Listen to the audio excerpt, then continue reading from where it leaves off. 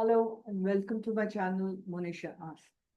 Now, today, with a new episode which we have come, I'm really honored to welcome Dino Hira, an award winning energy healer, therapist, astrologist, and co founder of Swiss Sun Health Clinic in Hong Kong. Now, Dino is a Reiki master, Akashic record reader, and a guide on profound path of Kundalini Tantra. He specializes in past life regression, personalized meditation, Vedic astrology, chakra balancing, and integrates these to cater tailored healing journeys for mental and emotional wellness. He's an inspiring author for the book A Miner Who Wins Inner Peace, where Dino transformed his own battle with depression into a powerful mission of service. His work has touched maximum security prisons, rehabilitation centers, schools, universities, and global corporate spaces, helping thousands find clarity and healing. As the founder of the Modern Yogi Company, he provides free monthly full moon meditations, sound healing, and community seva, feeding the hungry and the elderly. A TEDx speaker and twice awarded Best Alternative Healer by Live magazine in 23 and 24, Dino Hira is here to share deep wisdom, life experience, and transformative power of living consciously. I welcome Dino Hira to today's podcast. Hello, Dino. Welcome to Monisha Asks. I'm really happy to welcome you today for this podcast channel. Dino, would you like to give some information about yourself before we start the question answer process to the viewers? Like what work you Sure, do? Yes, please. absolutely. Yeah, but thank you so much, Mona G, having me still on this channel. So we're also related, but for this video, I'll just thank you so much for having this meaningful platform for all of us. Whichever space we work in, it's a community after all. It's about oneness. But before I start about myself, I want to take you and the viewers on a little journey. So let us close our eyes just very gently. Taking a deep inhale through the nose. Exhale. Again, inhale. Exhale. No matter what has happened earlier today, what will happen later today, all does not matter. What matters now is your attention, your awareness in your physical space into the present moment.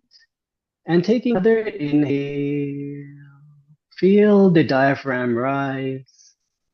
Exhale, feel the diaphragm contract. Bring your awareness now to any safe space, wherever your soul, wherever you rejuvenate your energy. However it is, maybe in the midst of nature, we will go there now with your consciousness, with your awareness. You are in the arms of Mother Nature. You are walking on a sea beach, sand between the toes, the sound of the waves.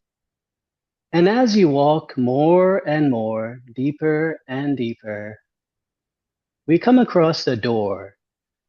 Before this door opens, I would like to take and seek the blessings of Sri Lord Ganesha to open any door, wisdom, knowledge, insight, and to remove any obstacles in this conversation and beyond. Vakratunda Makaya Suryakoti Samaprabha Nirvigdam Kurme Deva Sarvakayeshu Sarvada. 3, 2, 1. Let the door open. Whatever comes, allow it, accept it, and let us thrive together.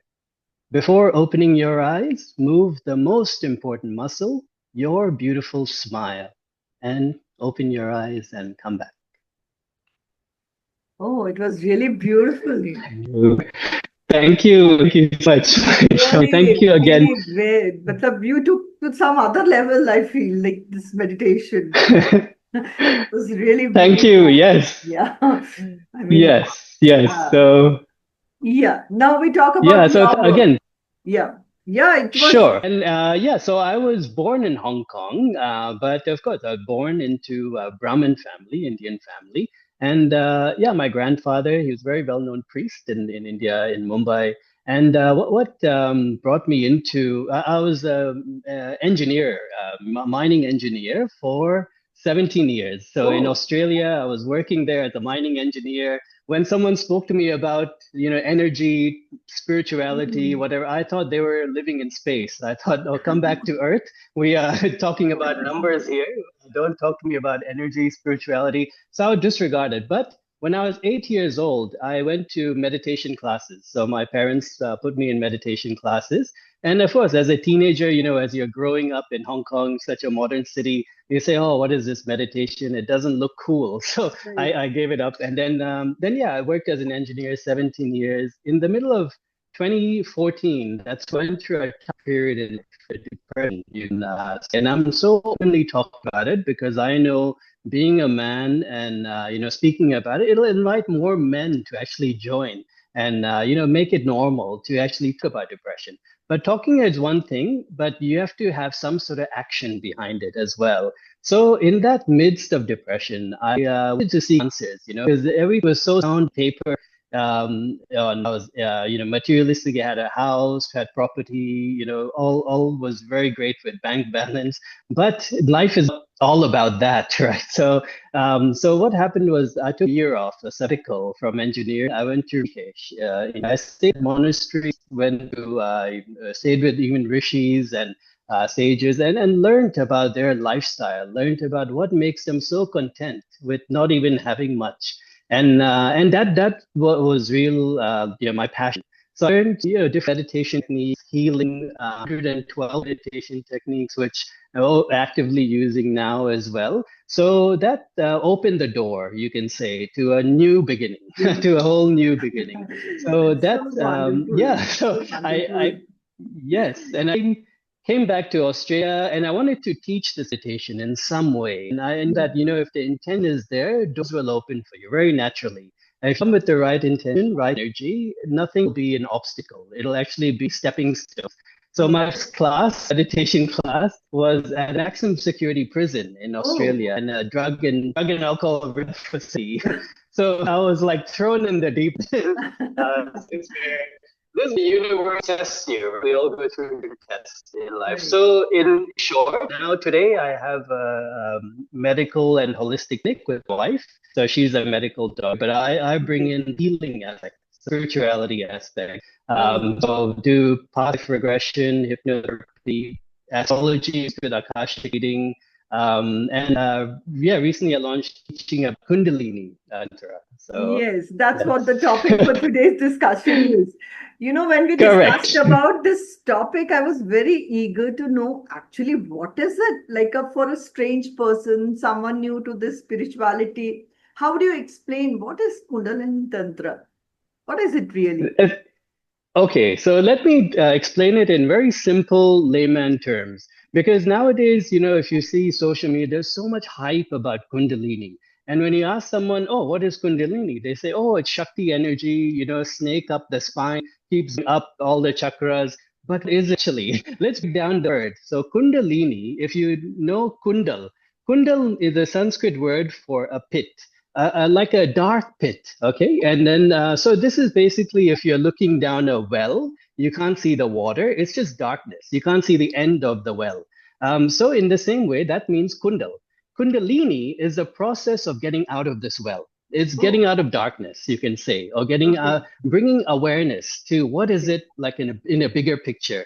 So Okay. that's the process of Kundalini. Now, of course, what is the whole purpose of Kundalini? It is Shakti and Shivaya. So Shakti Okay. Shivaya are the core foundations.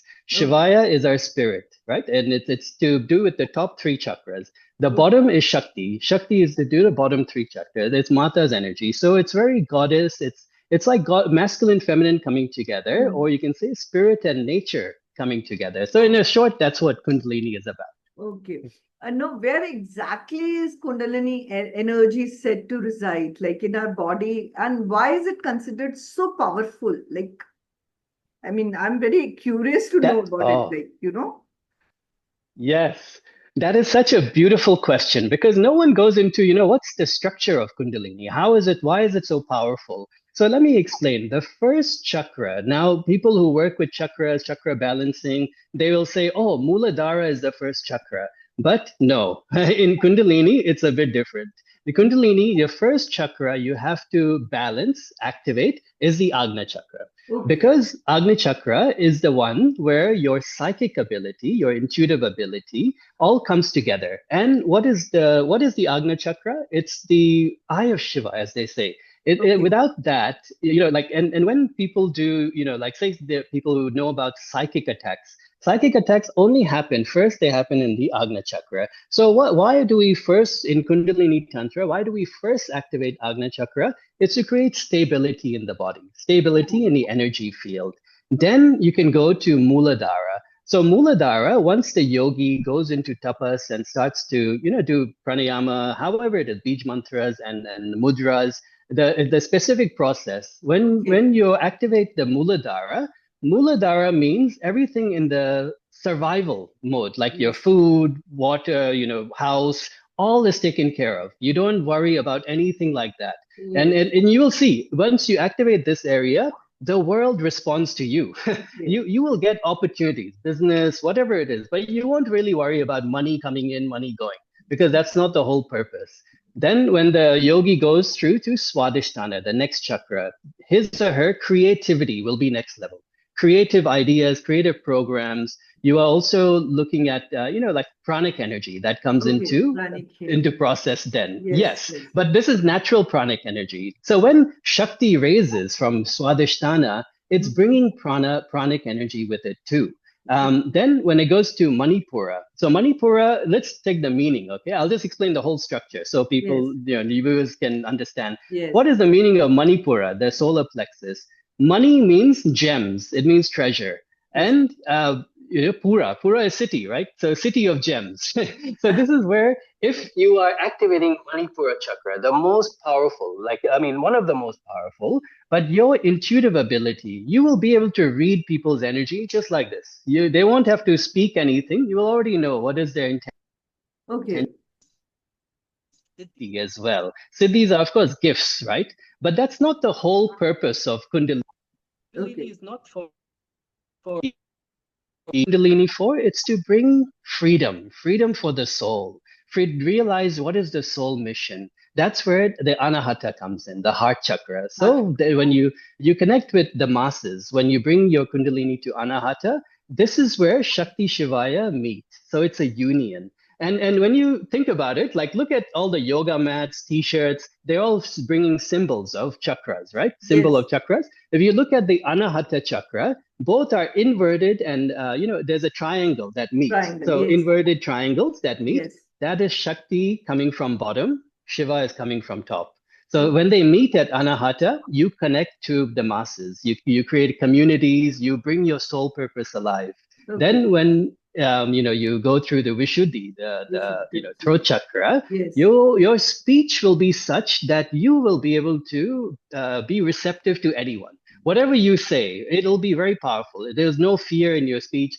Some people, when they get nervous, they say, oh, I don't know how this person will take it. Maybe I should keep my mouth shut and just keep it in. No, Mm-hmm. but in Kundalini, what it does, it brings your language to that person's level. So you are able to communicate in very, very openly. Then, of Okay. course, there's Sahasrar. Sahasrar is your connection with the divine. Connection with it. Then there's Bindu as well. Bindu is the top at that center point. So that's the whole structure of Oh. Kundalini in a nutshell.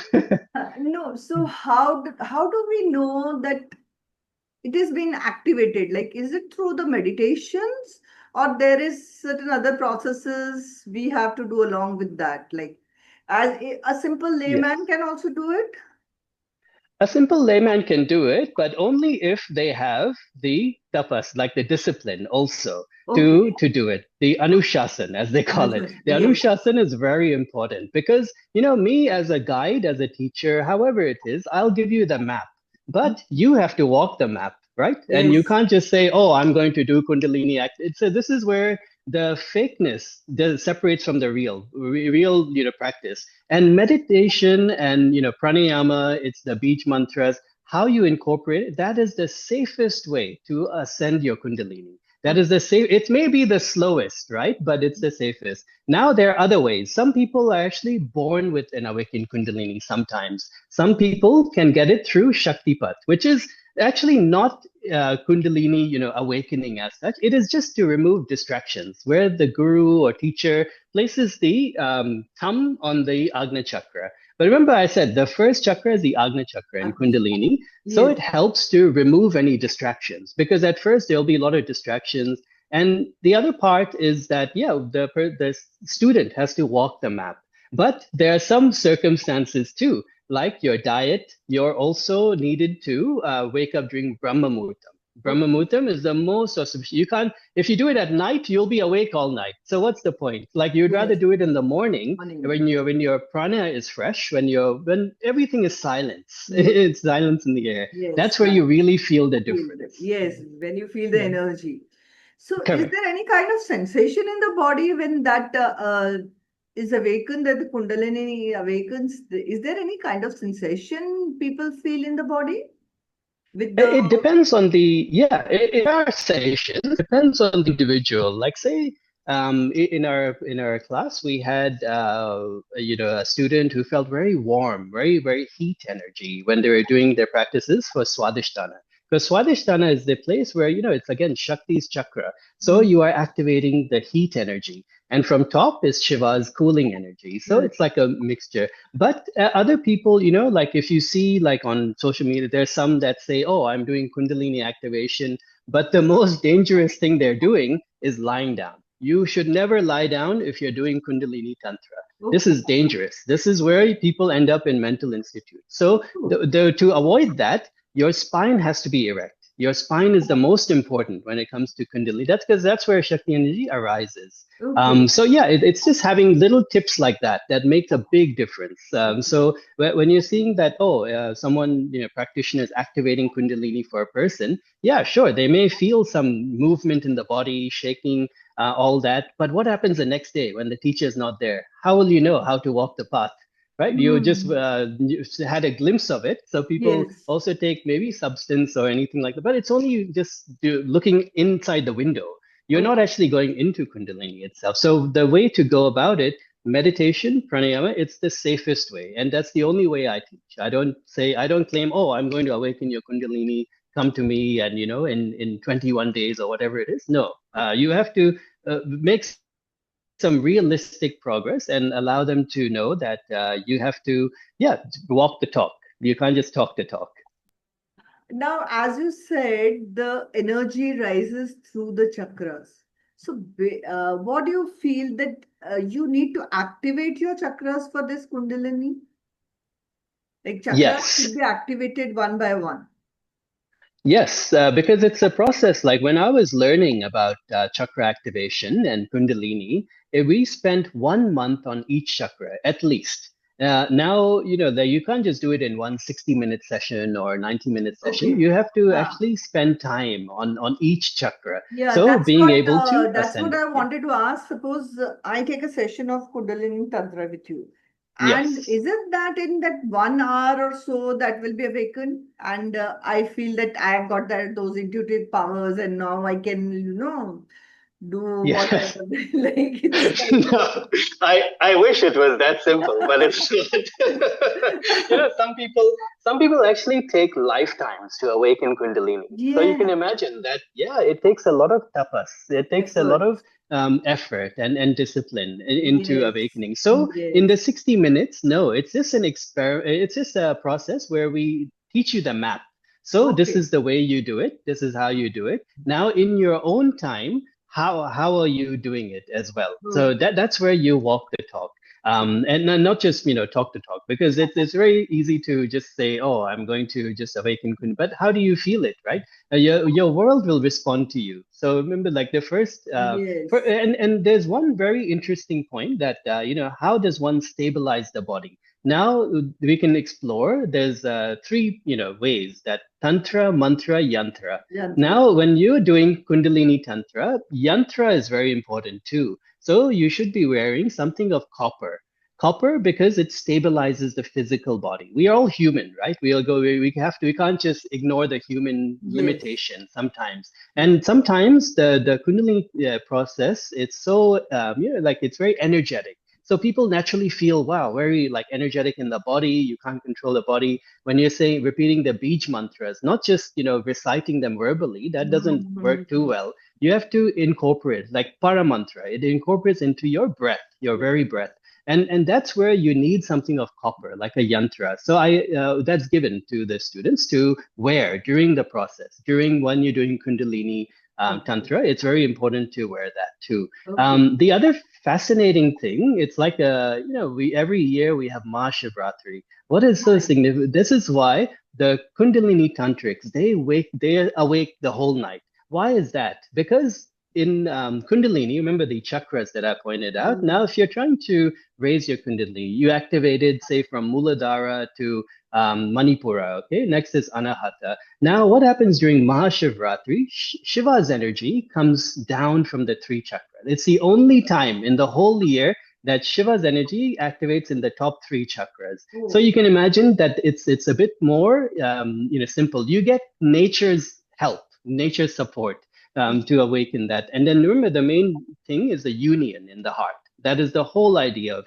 the whole okay. foundation. It's not any like superpower that, oh, you'll be able to have all these siddhis and do. No, it's not like, it's just to bring you closer to your soul Okay. purpose. We're born with a Yes. soul purpose. Everyone is, but sometimes some will go through lifetimes being stuck in Maya illusion, and they'll go through cycles and cycles to understand, okay, what is my soul purpose? And yeah, that's the whole Yeah. idea. You know the word Kundalini Tantra. If a layman hears, he will say, "Oh, Tantra. That means some kind of black magic or something like that." Yes, yes, I'm used to it. That's what. But any person who hears the Tantra word comes there and you say, "Oh, it's Yeah. some kind of a black magic or Vashikaran you do or something like that will happen." Yes, yes. I actually, quite voluntarily put that word in practice, tantra, because people have the wrong impression of tantra. They think, yes, it is like magic, it's something to stay away from. But what does tantra actually mean?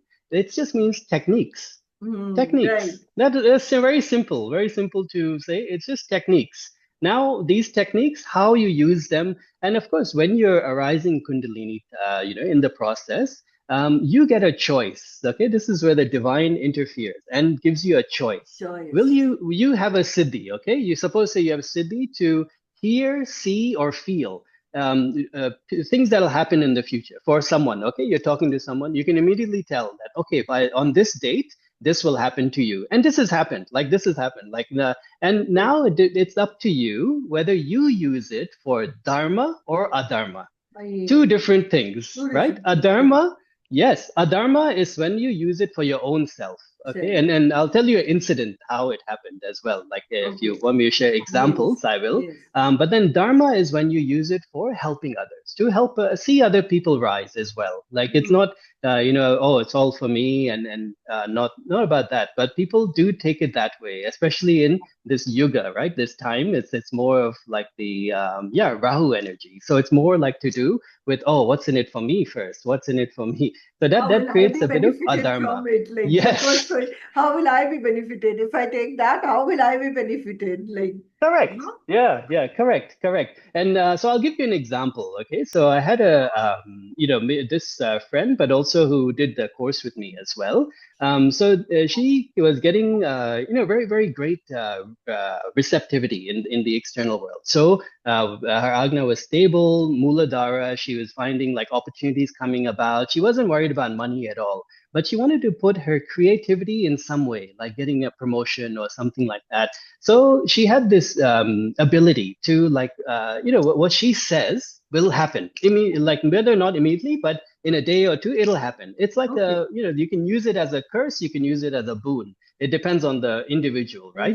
So Yes, this I do time, say like that. People have that kind of tongue which whatever they yeah, say is going to happen. Like, yeah, correct. So what she did was, there was an opportunity that came about, a new position, because someone resigned and she wanted that position. So now, the in 2 days' time, they said, "Oh, we'll select." They kept telling her, "Yeah, we'll put it in the interview process." Then all of a sudden, this replacement came. They already hired someone already, but so she used it yes. So like for her promotion that the power she had. You mean to say that? yes. Yeah. This is how it happened. So when she saw the new replacement, of course, she knew more. She was more knowledgeable in that role, and she said, like, I could do so much of a better job than what she's doing, and I have to retrain her. So as they were walking down these steps, right, they were going to a training room, and as she was walking down these steps inside, okay, she said, to this new replacement, "Oh, how I wish she just fell, like broke her leg and just fell down these steps." And within that moment, it happened, and she Oh, fell. The replacement fell, went tumbling down, and broke her ankle or whatever it was, and she was there immediately in the hospital. So you see, like, how that intention was there, and it happened, it manifested. But then what happened in 2 months' time? Of course, she got the promotion. They told her, "Okay, congrats, you can just replace them." But in 2 months' time, what happened was that she had a lower back injury as well. So something happened. So what you give is certainly what you will get. And in Kundalini Tantra, this is probably 10 times more. This is, the power is so much more that it's yeah, you, if you give something, you have to be able to handle it back. And maybe next time we can talk about more on magic anyway, but yes, this is one yes. incident. Yeah, more into. Okay, before I end, could you tell me how this Kundalini Tantra can be integrated into the modern life without overwhelming the practitioners? Like how do I Yes. incorporate this in my life? Like, Yeah, that's such a good question as well, and so relatable too. And when you want to effectively have Kundalini, the practice in your life, firstly, it's to realize that you still have a family. You can't just run away and think, "Yo, I'm going to go into the Himalayas and start to meditate." No, no, you have to be assimilate in society itself. You have a family, you have kids, and sometimes, they say Kundalini. You don't find Kundalini. Kundalini finds you. So in the right circumstance, in that time, maybe when you are a bit more elder, right, and your children have grown up, now you have so much time. Okay, so now I'm more interested in seeing my soul. And the will is first most important, the will to learn, the will to actually bring some practice into your lifestyle. So, I mean, how to, I always encourage my students, wake up during Brahma Muhurtam, no matter where you are. That is one change you have to make. Even if you wake up half an hour early, okay, it still makes a difference. Half an hour early, start your day with tapas, with the how we're doing these things. And one important thing, this is where I use my your knowledge in astrology as well, in Vedic birth charts to help. Because in the eighth house, like for viewers who understand Vedic yes, astrology, eighth house is the house of occult, house of mysticism. So yes, you have to look at what planet is sitting there. Personally, my planet is the sun. The sun sits there. Sun is where I get my knowledge, where I get my leadership. So for each person, it is personalized. So I know that in some way, the sun, my name is Dinesh too, the meaning of sun as well in yes. Sanskrit. So it's all connected. And when you can, for me personally, when I wake up before the sun, obviously Brahma Muhurtam happens then, it's more effective than any other time whenever I meditate. So that's the only time I meditate. So that's one secret. That's one sort of way to know about yourself more. The other part is when your date of birth, okay, you are all connected to one particular element. Say, Mami, when is your date of birth? I already know, but this February 1960. 26th February. Yes. Okay. 26th February. So sun sign would be Pisces. So Pisces is connected to water. what the element of water. So if you find you are in or around water, or if you even have a fountain playing in the background, your meditation will be so much more deeper. You will actually connect so much more deeper. So those are little tips I give to everyone who how you can implement or how you can Okay. assimilate Kundalini in the life. Okay. Because your environment is important as well. And like I said, the diet too. So you have to keep food very, very simple. Like when I was learning, it was only khichdi. It was only khichdi It's and like dal. a tapasya, you can say. Then only that Yes, will be activated here. You know, you need to have that yeah, much tapasya. yes, It is yes. modern life little difficult, but if you feel ki, you It can be done. can Yes. do. I always say, like, you make time for what matters. You Yes, will make time for what matters. Just yes, like this interview, really. it made so much difference to me. So Yes, for you yes. inviting me, so I made time for it. It doesn't matter what's going on That's or what how I'm you saying. make time We have for what. been discussing it since so long, and you are just Yeah. making time, no, to discuss Yes, this yes. important topic. Yeah, I yeah, want to, correct. have discussion with you on astrology also. So, Please, yes, I would love that. what is And astrology? astrology, I mix it with Akashic reading, so I combine both because those Okay. are very important. Some things that birth charts can't answer, Yes, Akashic will answer. So yes, that's intuitive ability. So yes. yeah, we can definitely Yeah, discuss we can on. definitely do that, and one session on that, like how to combine it, because Yes, yes. each one of us is working. And thank you so much that you took time for this. No, anytime, anytime. Lots of love Thank you and so much blessings for to the. you. Thank you Yeah, so thank you so much. much. Thank you so Thank much. you. Oh, and another thing, we always end with Om Namah Shakti Shivaya. Okay. Om Um, Namah Shakti Shivaya. Om Namah Shakti Shivaya. Thank you. thank you. Thank you.